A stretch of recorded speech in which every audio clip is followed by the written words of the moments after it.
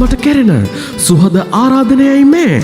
October මාස පළමුවෙනිදාට යෙදෙන ලෝක ළමා දිනය වෙනුවෙන් කල්පිටිය මිසම් පවුලේ දහම් පාසල් පහම එක්ව දහම් පාසල් ළමුන්ගේ අරමුදල වෙනුවෙන් සංවිධානය කරනු ලබන ෆූඩ් ෆෙස්ටිවල් 2025 ඔක්තෝබර් මාස 3 වන දින සවස 5:30 සිට රාත්‍රී 12 දක්වා කල්පිටිය සින්දාත්‍රි මාතා දේවස්ථානය අසල භූමියේදී පැවැත්වීමට සියලු කටයුතු සූදානම් කර ඇත.